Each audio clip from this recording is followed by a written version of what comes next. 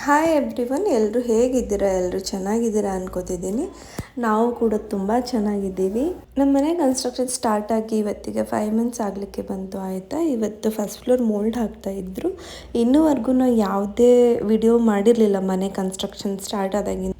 ಪ್ರತಿಯೊಬ್ಬರಿಗೂ ತಮ್ಮದೇ ಆದ ಸ್ವಂತ ಮನೆ ಇರಬೇಕು ಅಂತ ಆಸೆ ಇರುತ್ತಲ್ಲ, ಹಾಗೆ ನಮಗೂ ಕೂಡ ಇತ್ತು. ಅಂದರೆ ಇಷ್ಟು ಬೇಗ ನಾವು ಕಟ್ಲಿಕ್ಕೆ ಸ್ಟಾರ್ಟ್ ಮಾಡ್ತೀವಿ ಅಂತ ಅನ್ಕೊಂಡಿಲ್ಲ. ಏನೋ ದೇವ್ರದ್ದೇ, ನಾನು ನಂಬಿರೋ ವೆಂಕಟೇಶ್ವರನ ಆಶೀರ್ವಾದ, ಬೇಗ ಎಲ್ಲ ಆಗ್ತಾ ಇದೆ. ಎಲ್ಲ ನಂದು ಮನೆ ಮುಗಿಯೋವರೆಗೇನು ಪ್ರಾಬ್ಲಮ್ ಆಗದೆ ನಿರಾಳವಾಗಿ ಆದರೆ ಸಾಕು ಅನ್ನೋ ಥರ ಆಗಿರೋದು. ಅದಲ್ಲದೆ ಏನಾಗ್ಬಿಟ್ಟಿದೆ ಅಂದರೆ, ನಾನು ಕನ್ಸೀವರೇ ಇದ್ದೀನಿ.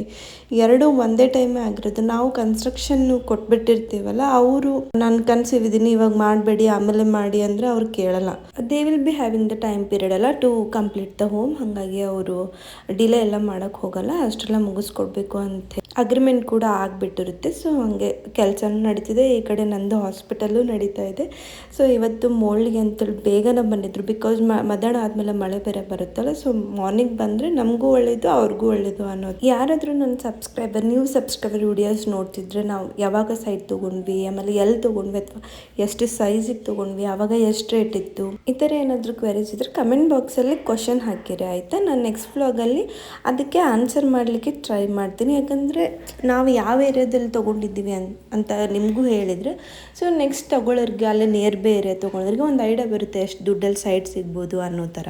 ಬೆಂಗಳೂರಲ್ಲಿ ಸೈಟ್ ತೊಗೊಂಡು ಮನೆ ಕಟ್ಸೋದು ಎಷ್ಟು ಕಷ್ಟ ಅಂತ ಎಲ್ರಿಗೂ ಗೊತ್ತು. ನಮ್ಮ ಪಪ್ಪ ಊರ ಕಡೆ ತೊಗೊಂಡ್ಬಿಡಿ, ಬೆಂಗಳೂರಲ್ಲಿ ಅಂದರೆ ಮೋಸ ಜಾಸ್ತಿ ಅಲ್ಲ. ಒಂದೇ ಸೈಟನ್ನು 2-3 ಜನರಿಗೆ ಮಾರಿರೋ ಸ್ಟೋರಿಗಳು ಗೊತ್ತಿದೆ, ಇವಾಗೂ ನಡೀತಿದೆ. ಅದಕ್ಕೆ ಸೇಫ್ಟಿ ಇರಲ್ಲ, ಹಾಗಾಗಿ ಊರ ಕಡೆ ತೊಗೊಳ್ಳಿ, ಎಲ್ಲ ಗೊತ್ತಿರೋರು ಇರ್ತಾರೆ, ಏನೂ ರಿಸ್ಕ್ ಇರಲ್ಲ ಅಂತೆಲ್ಲ ಹೇಳ್ತಿದ್ರು. ಬಟ್ ಏನೋ ಧೈರ್ಯ ಮಾಡಿ ತೊಗೊಂಡು ಡಾಕ್ಯುಮೆಂಟ್ಸ್ ಎಲ್ಲ ಕ್ಲಿಯರ್ ಇದೆ, ಅದೇನೂ ಪ್ರಾಬ್ಲಮ್ ಇರಲಿಲ್ಲ. ಮೇ ಬಿ ನಾನು ವಾಯ್ಸ್ ಅವ್ರು ಕೊಡ್ತಿರ್ಬೇಕಾದ್ರೆ ನನ್ನ ಎಕ್ಸೈಟ್ಮೆಂಟ್ ಗೊತ್ತಾಗ್ತಿರ್ಬೋದು. ಆ್ಯಕ್ಚುಲಿ ನಾನು ಫುಲ್ ಎಕ್ಸೈಟ್ಮೆಂಟಲ್ಲಿದ್ದೀನಿ. ಇದು ಫಸ್ಟ್ ವ್ಲಾಗ್ ಬೇರೆ ನಮ್ಮದು ಹೋಮ್ ಕನ್ಸ್ಟ್ರಕ್ಷನ್ ಹಾಕ್ತಿರೋದು. ಅದರಿಂದ ಒಂಥರ ಖುಷಿ, ಅಯ್ಯೋ ನನ್ನ ಮನೆ ಕಟ್ಲಿಕ್ಕೆ ಸ್ಟಾರ್ಟ್ ಆಯ್ತಲ್ಲ, ನಂಗಂತೂ ಯಾವಾಗ ಮುಗಿಯುತ್ತೋ, ನಾನು ಯಾವಾಗ ನಮ್ಮದು ಮನೆಗೆ ಹೋಗ್ತೀನೋ, ರೆಂಟಲ್ಲಿ ಇದ್ದು ಒಂಥರ ಎಕ್ಸ್ಪ್ರೆಸ್ ಮಾಡಲಿಕ್ಕೂ ಆಗ್ತಿಲ್ಲ ಖುಷಿನ. ಬೇಗ ಮನೆ ಮುಗಿದ್ರೆ ಸಾಕು ಅನ್ನೋ ಥರ ಆಗ್ತಿದೆ ನನಗೆ ಇವಾಗ. ಲಾಸ್ಟ್ ಟೈಮ್ ಏನಾಗಿತ್ತು, ಫಸ್ಟ್ ಫ್ಲೋರ್ ಮೋಲ್ಡ್ ಹಾಕಬೇಕಾದ್ರೆ ಅವ್ರಿಗೆ ಊಟಕ್ಕೆ ನಾವು ಪಲಾವ್ ಮಾಡಿಕೊಟ್ಟಿದ್ವಿ. ಅದು ಏನೋ ಫುಲ್ ಸಿಕ್ಕಾಪಟ್ಟೆ ಬಿಸಿಲು ಮ್ಯಾಮ್, ನಮ್ಗೆ ಊಟನೇ ಹೋಗಲಿಲ್ಲ ಅಂತೇಳಿ ಎಲ್ಲ ವೇಸ್ಟ್ ಆಗಿತ್ತು. ಈ ಸರಿ ನೀವು ಏನು ಹೇಳ್ತೀರ ಅದನ್ನೇ ಮಾಡ್ತೀವಿ ಅನ್ನೋದಕ್ಕೆ ಅವರು ನಮಗೆ ಅನ್ನ ಸಾಂಬಾರು ಮಾಡಿಕೊಡಿ ಸಾಕು ಅಂತ ಹೇಳಿದರು. ಸೊ ಬೆಳಗ್ಗೆ ಏನು ಮಾಡಿದ್ವಿ, ಮನೆಯಲ್ಲೇ ಅವಲಕ್ಕಿ ಬ್ರೇಕ್ಫಾಸ್ಟ್ ಮಾಡ್ಕೊಂಡಿದ್ವಿ, ನಮಗಷ್ಟೇ ತಿನ್ನಲಿಕ್ಕೆ. ಸೊ ಬೇಗನೂ ಆಗುತ್ತೆ ಅಂತ ಹೇಳೋದು. ಆದಮೇಲೆ ಬ್ರೇಕ್ಫಾಸ್ಟ್ ಎಲ್ಲ ಮಾಡಿ ನುಗ್ಗೆಕಾಯಿ ಸಾಂಬಾರು ಮಾಡಿದ್ರಾಯ್ತು ಅಂದ್ಕೊಂಡಿದ್ದೆ. ನಾನು ಪ್ಲೇನ್ ಸಾಂಬಾರು ಮಾಡೋದಕ್ಕಿಂತ ಅಟ್ಲೀಸ್ಟ್ ನುಗ್ಗೆಕಾಯಿ ಸಾಂಬಾರು ಮಾಡಿದ್ರಾಯ್ತು ಅಂಥೇಳಿ ತರಕಾರಿ ಎಲ್ಲ ತೊಗೊಂಬರೋಕ್ಕೆ ಹೋಗಿದ್ದೆ. ನುಗ್ಗೆಕಾಯಿ ಮತ್ತು ಟೊಮೆಟೊ, ಒಟ್ಟಿನಲ್ಲಿ ಸಾಂಬಾರಿಗೆ ಏನೇನು ಬೇಕೋ ಅದನ್ನೆಲ್ಲ ತೊಗೊಂಡ್ರಾಯ್ತು ಅಂಥೇಳಿ ತೊಗೊಂಡು ಬಂದಿದ್ದಾಯಿತು. ಅಂದರೆ ನಮ್ಮ ಮನೇಲಿ ಅತ್ತೆನೇ ಇರೋದ್ರಿಂದ ಅವರು ಅಡುಗೆ ಮಾಡ್ತಾರಾಯ್ತಾ. ಸೊ ಟೋಟಲ್ 20 ಜನ ಇದ್ದಾರಂತ ಹೇಳಿದರು ನನ್ನ ಹಸ್ಬೆಂಡ್ ಬಂದು. ಸೊ 20 ಜನರಿಗೆ ಎಷ್ಟಾಗುತ್ತೋ ಅಷ್ಟು ಅಂದಾಜು ಮೇಲೆ ಮಾಡಿರೋದು. ನಮಗೂ ಅಷ್ಟು ಅಕ್ಯುರೇಟಾಗಿ ಮೆಜರ್ಮೆಂಟ್ ಗೊತ್ತಾಗಲ್ಲ. ಲಾಸ್ಟ್ ಟೈಮ್ ಅಂತೂ full 10 litre cooker rice waste ಆಗಿದೆ, ಯಾರೂ ತಿಂದೇ ಇರೋ ಕಾರಣ. ಸೊ ಆದಷ್ಟು ನೋಡ್ಕೊಂಡು ಮಾಡಿದ್ವಿ. ಇವರು ಮೋಲ್ಡ್ ಹಾಕೋರು ಏನಂದ್ರೆ ಒಂದೇ ಕಡೆ ಇಟ್ಕೊಂಡಿರಲ್ಲ ಅವರು. ಬೆಳಗ್ಗೆಯಿಂದ ಮಧ್ಯಾಹ್ನ ಒಂದು ಕಡೆ, ಮಧ್ಯಾಹ್ನದಿಂದ ಸಾಯಂಕಾಲ ಇನ್ನೊಂದು ಕಡೆ ಅನ್ನೋ ಥರನೇ ಪ್ಲ್ಯಾನ್ ಮಾಡಿಕೊಂಡೇ ಬಂದಿರೋದವರು. ಸೊ ಹಾಗಾಗಿ ಊಟ ಅಷ್ಟಕ್ಕಷ್ಟೇ ಮಾಡ್ಕೊಂಡು ಹೋಗ್ಬಿಡ್ತಾರೆ. ಇನ್ ಕೇಸ್ ನಾವು ಅಡುಗೆ ಮಾಡೋದು ಲೇಟ್ ಆದರೆ ಅಂಥೇಳಿ ಸ್ವಲ್ಪ ಬೇಗನೆ ಮಾಡಲಿಕ್ಕೆ ಟ್ರೈ ಮಾಡಿದ್ವಿ ನಾವು. ಅಂದರೆ 12 ಗಂಟೆ ಅನ್ನೋದ್ರಲ್ಲಿ ಎಲ್ಲ ಅಡುಗೆ ಕೂಡ ರೆಡಿ ಆಗಿಬಿಟ್ಟಿತ್ತು. ಅವ್ರದ್ದು ಇನ್ನೂ ವರ್ಕ್ ಪೆಂಡಿಂಗ್ ಇತ್ತು ಆ್ಯಕ್ಚುಲಿ ಹೇಳ್ಬೇಕಂದ್ರೆ.